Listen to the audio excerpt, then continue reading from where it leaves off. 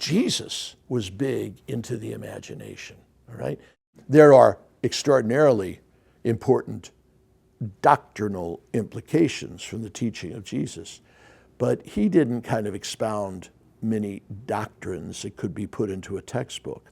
He spoke about the farmer, he spoke about the seed, he spoke about the weather, he spoke about the beauty. I have to say that it's the Catholic imagination. I mean, first of all, I'm Irish, so I have a big imagination to begin with. It's just genetic. You should know about that. I started going to museums at an early age, and later on, when I started to become an artist and do my work, I realized I was drawn to religion, to Christianity, as an artist. When you enter a church that has stained glass, it has Stations of the Cross, I mean, part of what's going on is this is a visual language that's helping people understand what it is that Catholicism teaches about Christ, about Mary, about the saints, about the Trinity. Lady Gaga for your generation, Madonna for my generation. When they're using these symbols, they're really making the provocative point, who's really misusing these symbols? We who are using them as a way of welcoming in the outcast, those on the periphery, as Pope Francis would say, or those who use these symbols as a pretext for exclusion. Where's the real blasphemy? The electric chair, I've always thought, Andy Warhol's electric chair, is a kind of his version of the crucifixion.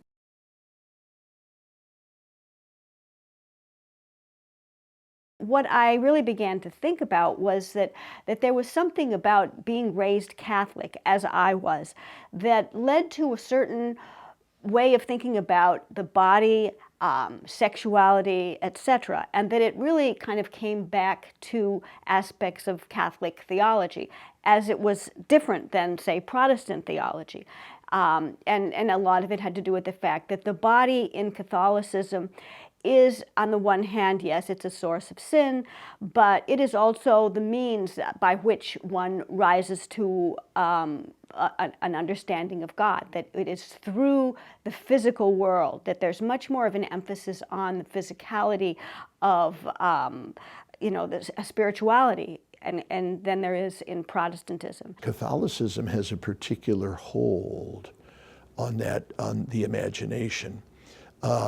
The philosophers will point out to us that the human person has the ability to dream and has the ability to imagine. The simplest way to explain the Catholic analogical imagination would be to say that because Jesus became human, we believe that human realities can give us access to the holy, to the sacred, to the divine. And so while earthly things aren't God, they give us windows into God. And they give us ways of understanding God in light of our human experience. It's like talking about God and using human language to talk about God. God has told us about himself. That's faith, that's morals.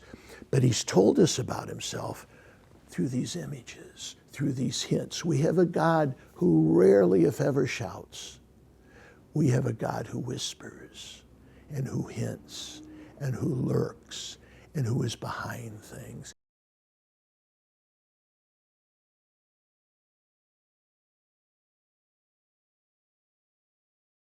Really elaborate and compelling imagery compels me, and it helps me spiritually. It helps me focus on something, it shapes my imagination in ways that I think are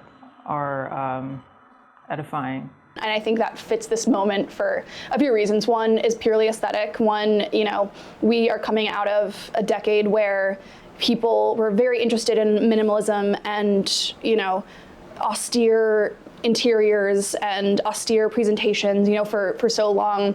The coolest thing you could wear was like a big beige sack, or like streetwear that was just like all black and kind of shapeless.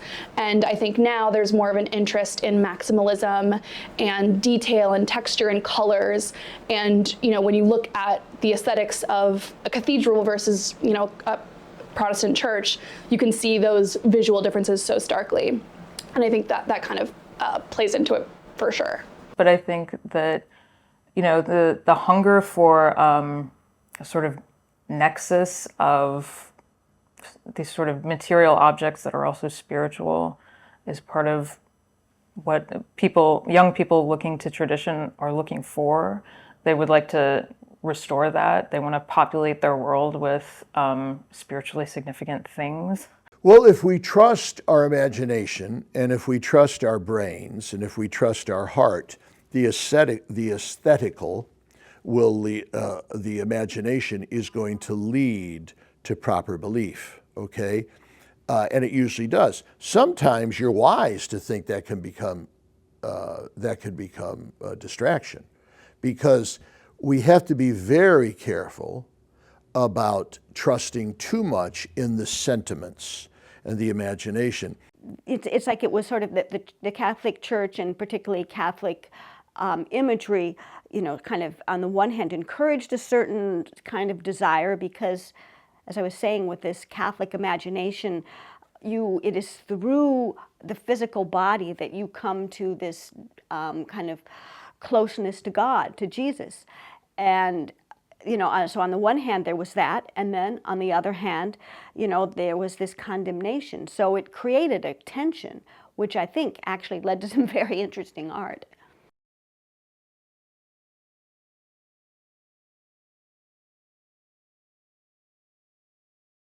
I've always identified as a Christian.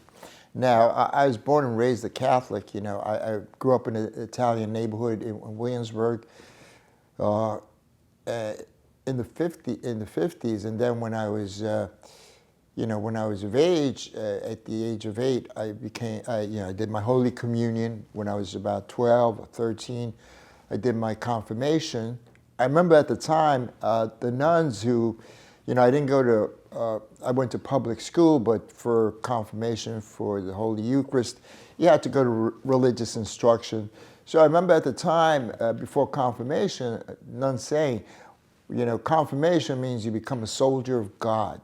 So I've always been in God's army. I've always been a soldier, except that I've gone AWOL from the rest of the group, but I'm still a Catholic.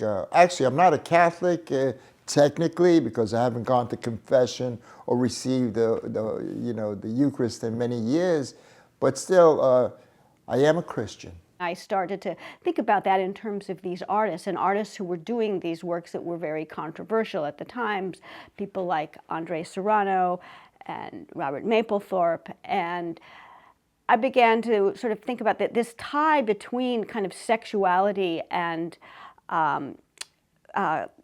religion and Catholicism, that wasn't just incidental. That was sort of, in a way, kind of the essence of the way in which the Catholic imagination, as I talked about it in the book, that's really how it exists, is that it's through these corporeal experiences. The thing about transgression is that it always implies some orthodoxy, right? Because you can't be thrilled by the taste of forbidden fruit if you don't think it's forbidden to you. So in that sense, every act of transgression is also an act of faith. I think that's just irreducibly the case when we sort of encounter these artifacts. These were not artists, mostly, by and large, they were not practicing Catholics. They were, even in some cases, artists who had, because, as like Mapplethorpe, had felt so rejected by the church that, of course, they had left behind the practice of Catholicism. But my argument was that, you don't leave behind the imagination that is created when you are raised Catholic. But in the case of Warhol, it was a huge impact on him as well. And he was an artist who actually did go to church. He because he was gay, he apparently felt, again, that heavy ostracization, but he went to church every day. He went to Mass. He did not abandon that Catholicism. The images, the cross, very interestingly, of course, there was a Last Supper image. That's every Catholic's dining room, right? And of course, that turns out to be the last major piece of art that Warhol produces. Like you can make a direct line between his childhood, looking at that picture on his wall, which he looked at probably thousands of times, and this mammoth installation, and variety of versions of this iconic scene with Christ at the center of it and all of his friends around him. This is obviously something that was buried very deep in Warhol's imagination and memory. I think Andy himself was a devout Catholic. But as an artist, you don't talk about religion, especially if you're Christian, you're Catholic. The art world doesn't want to hear about you or your religion if you're going to talk about God or Christ. So you don't. And I'm the sort of person, I don't need to talk about Christ ever, but if you ask me a question, I can address it. But as far as Christian iconography in my life, I think not at home. At home, we only had statue of the Virgin.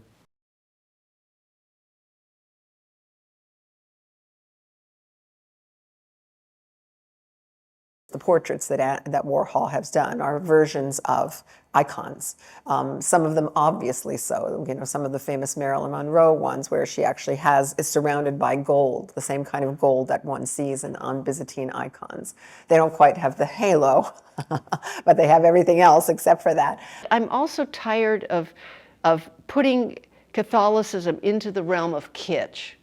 Of kitsch and trash and, let's make this a fashion statement. Let's make this superficial, let's take this image of a Byzantine, I see icons. I work with icons. I go to icons every day and I venerate icons. There are just kind of different ways of looking at it. So one viewer is just offended and says, holy objects should not be presented in this way, or holy figures. And someone else looks at the same thing and says, you're absolutely right. And that's the point, right? Yes, on the one hand, there's a kind of provocation in the title, say, of Piss Christ. But there's a reverence and a beauty in that work that touched me, again, as someone with a Catholic imagination, and that I felt it was much richer than that, and that there was just this tendency to sort of collapse any work by a contemporary artist that dealt with religion and see it as being anti-church, anti-religion, but that it was much more complex. And so I guess maybe it was Serrano that, thinking about Serrano, that really made me start this investigation and really made me start thinking about what does it mean to have a Catholic imagination. And so when Serrano does this, Piss Christ, he's making a point that this man, Jesus, this God man, was profoundly human to the point of sharing our human bodily functions of elimination. But he's also challenging the use of these symbols to oppress. And I think that's the other thing to understand about the 1990s was a culture war that was going on, declaring that certain populations like queer people were illegitimate. If you ask me what was I thinking when I made Piss Christ, I would tell you absolutely nothing. It was just another picture for me. I didn't think it was Christ in piss and that it would be a problem with anybody. So I did not, it was just, for me, that image was just the culmination or bringing together two bodies of work into one picture. The fluids that I had just been doing, and then the religious things that I had been doing before I got into the bodily fluids. For me, Christ is an incredibly important force in my life. I mean, I think about Christ a lot. I think about the Christ in terms of incarnation. It's a living spirit. It's a real living spirit in my life. It's something that I connect with. So to see this image of Christ in urine was probably not great for me because it's something I really value and cherish. I understand how you can look at that and be like, this is, shitting all over traditions that have lasted or that have been super core to my identity or something. But at the same time, I think you have plenty of people within the church and people, who consider themselves Catholics, seeing the humor in this and seeing the joy in it and seeing the curiosity in it. It's the same thing as when you go into the little shops at the end of the thing at the Met You go into the little shops and you see, oh, hey, they've put a Van Gogh on a shopping bag. You know, it's that same kind of, that's the same move. Consumer culture, too. Yeah, it's making the Catholic into a kitsch consumer. And it's also a kind of denigration. It's a denigration of a sacred image. Right. That I don't like. I mean, when I see icons that are really amazing,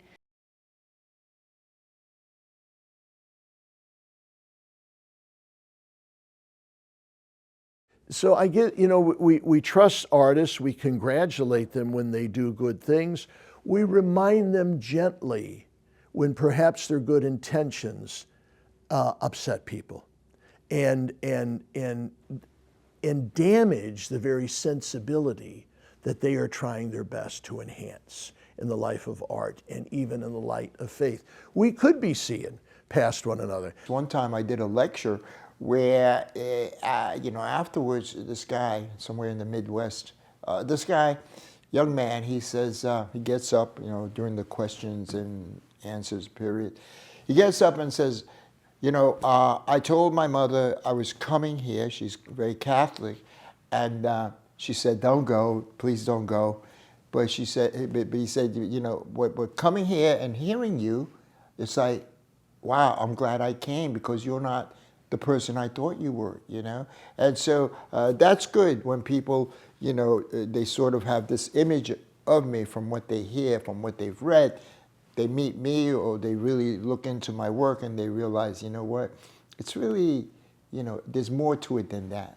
The Catholic imagination will tell us, oh no, we're sinners. Because when you allow your imagination to take hold, inspired by God's grace, you're going to see light and you're going to see darkness. You're going to see good, you're going to see bad. You're going to see life, you're going to see death. Okay? You're going to see virtue, you're going to see vice. You're going to see eternal life, you're going to see eternal damnation. That too is part of the Catholic evangelization, of Catholic imagination. So it's calling us, of course, to conversion of heart, isn't it? Which is at the core of the gospel. So I think of Warhol being like one of those followers, you know, being there, and being at the Last Supper, being ready to, and understanding that this is the only thing that can really fill his spiritual hunger. So I think that that's very evident in the art. It's not evident in the public persona, certainly, that he projects to the world. I think that's one of the problems in the contemporary church is that we've become so doctrinally heavy, doctrinally organized, doctrinally centered, that we've forgotten that the language of faith is a poetic language. It's also a language where we're trying to put words around a mystery. Faith is not a scientific language. It's not a mathematical formula. And I think, unfortunately, doctrine tends, especially in the Catholic world, to act like a mathematical formula. We're looking for the precision of expression. Andrew Greeley, who was a novelist and a priest, and he did, you know, he would write novels that had some of them sort of salacious sex scenes, but he talked about the difference between what he called Catholic prose and Catholic poetry. And Catholic prose to him was the dogmas of the church, and a lot of it is those kinds of, you know, hierarchical, anti-female, anti-gay, you know, all of those kinds of attitudes that are encoded in the dogma and the laws of the church. But the other side is Catholic poetry, and to me, that's what's important, and that's what I think the artists that I have been writing about, what's important to them as well. The Catholic poetry, you know, it's the stories, it's the images, it's the paintings, you know, it's the music, it's all those kind of very sensual things that to me are much more powerful, and that, you know, if you want to talk about how do you have a sense of spirituality, how do you approach a sense of God, it's through the poetry, it's not through the prose. So for me, you know, I think that that's a very useful distinction, and the poetry pulls me.